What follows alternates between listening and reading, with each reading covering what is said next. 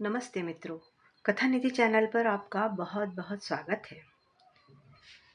आज एक बहुत प्यारी कथा आपके लिए लेकर आई हूँ, जिसे लिखा है मालती जोशी जी ने और कथा का नाम है एक सार्थक दिन। कहानी एक युवा बच्चे की भावुक कथा है। लड़का अपनी पढ़ाई पूरी कर चुका है और नौकरी के लिए प्रयत्नशील है, लेकिन ये बीच का समय है, कई बार लड़कों के लिए बड़ा कठिन हो जाता है। इसी बीच के समय को प्रस्तुत करती ये कहानी है। कहानी अच्छी लगे तो कहानी को लाइक और शेयर ज़रूर कीजिएगा। कहानी के बारे में अपनी राय कमेंट बॉक्स में ज़रूर लिखिएगा और चैनल पे नए हैं तो चैनल को सब्सक्राइब भी ज़रूर कर लीजिएगा। तो चलिए कहानी शुरू करते हैं। मालती जोशी की लिखी हुई कहानी एक सार्थक दिन। नल पर बर्तनों के खनकने के साथ ही दिलीप की आंख खुल गई। उसे इतने कोफ्त हो आई। जब जागना सचमुच जरूरी होता था तब अलार्म सिरहाने घनघनाता रहता, पर उसकी कुंभकर्णी नींद पर आँच न आती। अब उसी नींद को पता नहीं क्या हो गया, रात देर तक नींद नहीं आती और फिर इधर इतने सवेरे से आंख खुल जाती है। अरे भाई, तुमसे कितनी बार कहा है कि भरी हुई बाल्टियां मत उठाया करो। भाई साहब भाभी को डांट रहे थे। तो क्या करूं? आप लोगों के जागने की बाट जोहते हुए नल थोड़े ही बैठे रहेंगे, भाभी ने हाफते हुए उत्तर दिया। इन दिनों उनकी आवाज भी उनके शरीर की तरह ही शिथिल होती जा रही है। तुम चलकर रसोई देखो, कोई नहीं जागेगा तो मैं तो हूं, भाई साहब ने मंजन करते हुए कहा। इतनी सुबह उठता किस लिए हूं? वैसे भाभी की स्थिति पर तरस खाकर दिलीप उठने को ही था, पर भाई साहब के शब्दों ने उसे ताव दिला दिया। वह चादर को और अच्छी तरह से लपेट कर सो गया। जितनी देर की बेगार बच जाए उतनी ही बहुत है, उसने सोचा। एक बार बिस्तर छोड़ने के बाद तो उसे कोई चैन नहीं लेने देगा। आटा पिसवाना, सब्जी लाना, पप्पू को खिलाना, बाबूजी की दवाई लाना, ठाकुर मौसी की अम्मा का कोई संदेश पहुंचाना, अनजाने ही ये सारे काम धीरे धीरे उसी के गले पड़ गए हैं। जब वह पढ़ाई के लिए दूर हॉस्टल में था तब भी तो ये काम होते ही रहे होंगे। फिर कानों में रुई सी देकर वह काफी देर तक बिस्तर में पड़ा रहा, पर हर बात की एक सीमा होती है। आखिर उठना ही पड़ा। ब्रश करते करते दीवार पर लगे आईने में अपना चेहरा देखा। बाल बेतरह बढ़ गए थे। वह 8 दिनों से टालता जा रहा था, पर आज उसे जैसे एकदम शौक सा लगा। आज तो उसे उज्जैन इंटरव्यू देने जाना है और वह गधे की तरह पड़े पड़े इतनी देर तक सोता ही रह गया। उसने बुशर्ट की जेब से पर्स निकालकर पैसे गिने। 2-2 के नोट और कुछ रेजगारी थी। यह तो एक तरफ का किराया मुश्किल से बन रहा था और फिर कटिंग भी बेहद जरूरी थी। इंटरव्यू में न जाना होता तो वो 2-4 दिन और भी निकाल लेता, पर अब क्या करे। भाई साहब के पास जाने का मन न हुआ। बेचारे कभी मना नहीं करते, खुद ही हर महीने 25-30 रुपए उसके हाथ पर जेब खर्च के लिए रख देते हैं। पर उतनी सी पूंजी के सहारे कितने दिन कट पाते हैं? रोज पोस्टल ऑर्डर्स खरीदना, रोज अर्जियां टाइप करवाना, रोज रोज रजिस्ट्री से एप्लीकेशंस भेजना। फिर इंटरव्यू के लिए बुलावा आ जाता है तो आशा भरे मन से कभी रतलाम, कभी धार, कभी खरगोन भागना। 25-30 रुपए से होता क्या है? पर अभी मांगे भी तो कैसे? महीने की 22 तारीख है आज। उसने किचन से झांक कर देखा।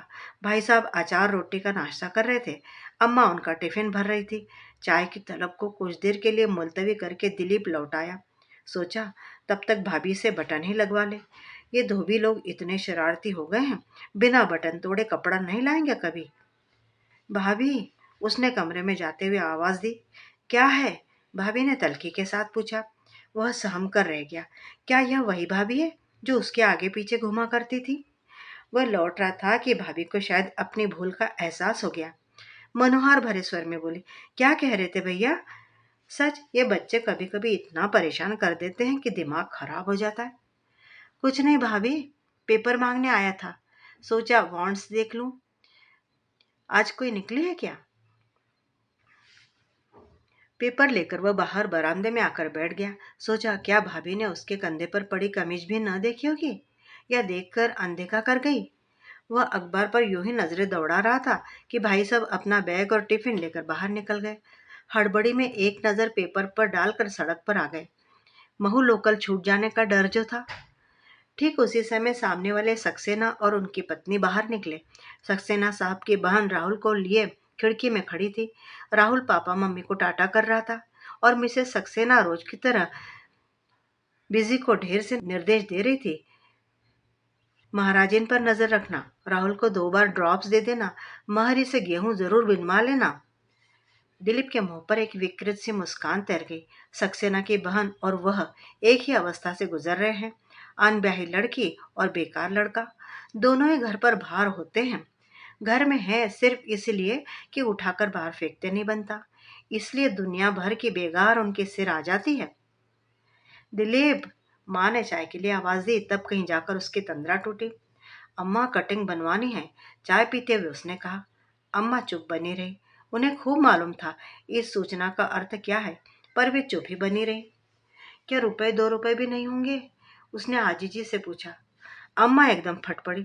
तेरे बाबूजी ने कभी मुझे इस लायक समझा भी है? सतीश ही बेचारा कुछ न कुछ दे देता है, पर वो भी कहाँ तक करे? आखिर उसकी भी तो अपनी गृहस्थी है कि नहीं? अम्मा का यह बिसुरना पता नहीं कितनी देर तक चलता रहता। घबरा कर वह रसोई से भागी खड़ा हुआ। अम्मा की इस करुण गाथा में उसकी अकर्मण्यता का भी थोड़ा हिस्सा है, इसका एहसास उसे था। पेपर अब बाबूजी के पास था। वे बरामदे में खंबे से टिककर उकड़ू बैठे हुए जोर जोर से हेडलाइंस पढ़ रहे थे। उन्हें चाय का कप थमाते हुए अम्मा ने बात उठाई। दीपू कटिंग बनवाने के लिए कह रहा है। पर चाय का दूसरा कप भी कारगर न हुआ। बाबूजी एकदम भड़क उठे। तुम्हारे इस राजकुमार के मारे तुम्हें तंग आ गया हूं। अभी कमाना शुरू किया नहीं और नखरे देखो, लड़कियों को मात दे रहे हैं। आपने फिर उसकी कमाई की बात छेड़ी। देख नहीं रहे हैं बेचारा रात दिन एक किए दे रहा है। मैं कहाँ मना करता हूँ भाई, पर जरा हाथ रोक कर खर्च करना चाहिए। जब देखो तब लॉन्ड्री में कपड़े धुलने जा रहे, प्रेस होने जा रहे। अब बताओ, ये काम क्या घर पर नहीं हो सकते? और कटिंग भी सैलून में कराएंगे?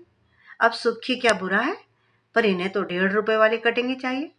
झूठी शान में मरे जा रहे हैं सब। आप तो बस, दुनिया कहाँ से कहाँ पहुंच गई है और आप वही पुराना राग लेकर बैठे हैं। आखिर 4 लोगों के बीच उठना बैठना है उसे। आजकल तो दफ्तर वाले भी मरे कपड़ों को देखकर ही रीझते हैं। तो रीझा क्यों नहीं कोई अभी तक इस पर? इन्हें तो ऐसी नौकरी चाहिए कि इनके कपड़ों की क्रीज खराब ना हो। कितनी बार कहा है लाला धनीराम के पास चले जाओ, पर नहीं साहब, घटिया नौकरी ये नहीं करेंगे। इससे ज्यादा सुनना दिलीप के बर्दाश्त के बाहर हो गया। उसने चप्पल पहनी, पैसे जेब में डाले और सड़क पर चलाया। न सही इंटरव्यू पर कटिंग तो आज वह करवा कर ही रहेगा। उसे बाबूजी पर बेहद ताव आ रहा था। अरे पैसे न देना हो तो न दे, पर यह बात बात पर लेक्चर किस लिए?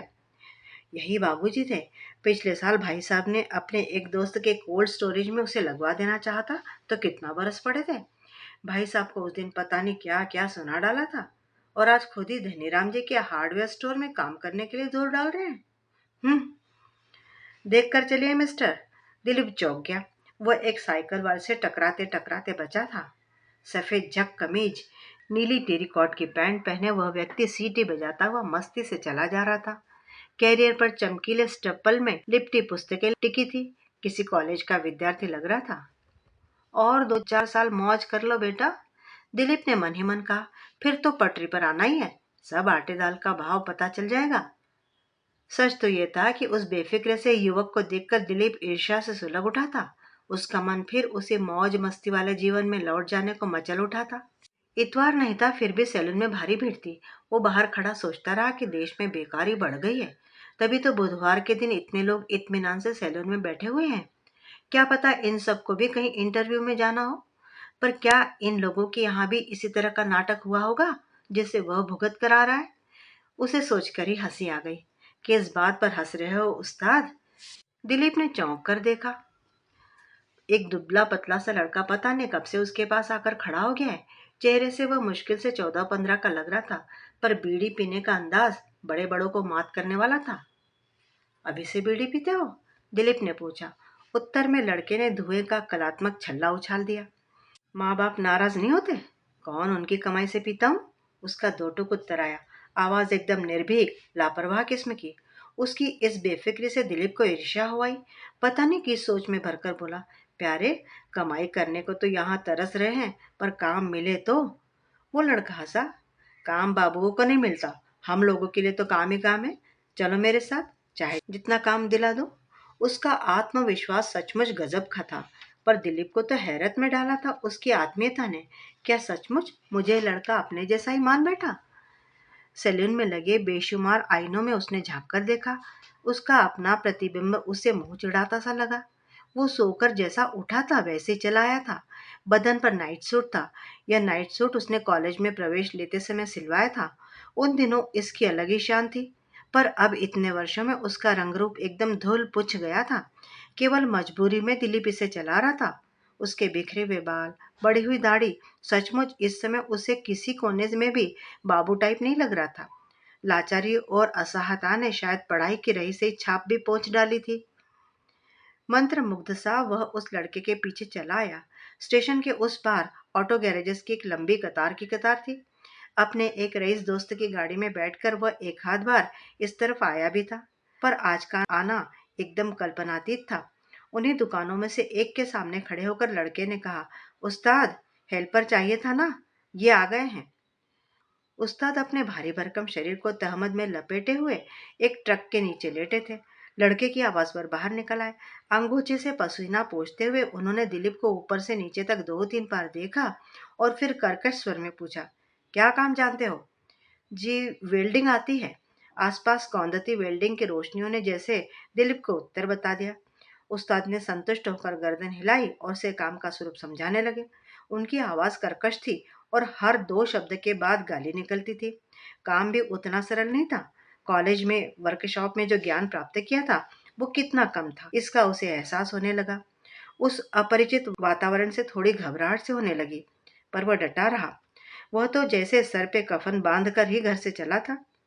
लड़के का झूंटा पकड़कर उस्ताद ने उसे दोबारा कटिंग के लिए भेजा और लौटते समय खाना ले आने के लिए कहा। भूख तो दिलीप को भी लग रही थी, पर उस तामचीनी की प्लेटों में तंदूरी रोटियां और उड़द की दाल आई तो वह बहाना बना गया और काम करता रहा। हाँ, 2 बार कांच के गिलासों में आई मरियल चाय उसने जरूर पी ली। एक बार तो पैसे भी खुद दिए। शाम तक थक कर चूर हो गया दिलीप। लौटने लगा तो उस्ताद ने पीठ ठोक कर उसे शाबाशी दी और उसके हाथ पर 6.5 रुपए रख दिए। तब वह विस्मित होकर उन पैसे को देखते ही रह गया। ठीक है ना? जी बिल्कुल ठीक है। रुपयों को मुट्ठी में दबाए वह बाहर निकल आया। अपने सिफारिशकर्ता को उसने सिगरेट का एक पैकेट खरीद दिया। फिर सैलून में जाकर कटिंग बनवा डाली। बचे हुए पैसों से उसने साबुन की एक खुशबूदार बट्टी खरीदी और बच्चों के लिए गोलियां तथा गुब्बारे। ये सब करते करते घर पहुंचा। तब तक दिया बाती हो चुकी थी। उसे दूर से देखते ही पिंकी और पप्पू चिल्ला उठे, चाचा आ गए, चाचा आ गए। अम्मा और भाभी उस आवाज पर ऐसी दौड़ी दौड़ी चली आई मानो कि वह बरसों बाद लौटा हो। वो समझ गया कि रात तक नहीं लौटता तो जरूर ये लोग कुआं बावड़ी तलाशना शुरू कर देते। जरूर अम्मा दिन भर बाबूजी से लड़ी होगी। उन्होंने कोई प्रसाद भी बोला हो तो आश्चर्य नहीं। अम्मा की भाभी की आंखों में ढेरों प्रश्न थे, पर उसने जानबूझकर उन्हें अनदेखा कर दिया और सीधे बाथरूम में घुस गया। नए खुशबूदार साबुन से देर तक नहाता रहा। दिन भर के गर्द और मैल छुड़ाता रहा। धुले कपड़े पहनकर जब वह कंघी कर रहा था तो अपनी ही शक्ल पर रीझ गया। सच, उस्ताद अभी देखे तो पहचान भी न पाए। मैले चिकट नाइट सूट को लॉन्ड्री में डालने के लिए उसने कागज में लपेट लिया था। पर फिर पता नहीं क्या सोचकर वह बंडल खाट के नीचे सरका दिया। रखा रहे, काम आएगा कभी। दिन भर का भूखा था वह। आज खाना भी खास उसकी पसंद का बना था। पर थाली पर बैठे बैठे ही उसकी आंखों में नींद घिर आई।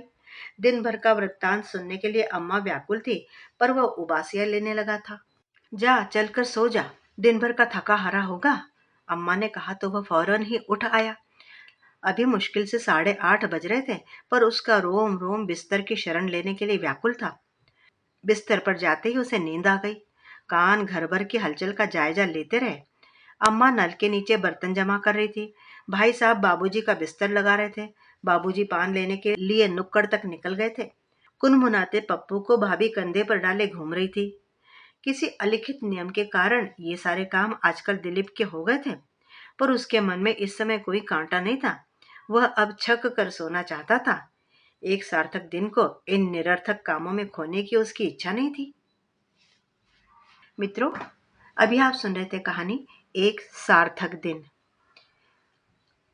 कहानी कैसी लगी?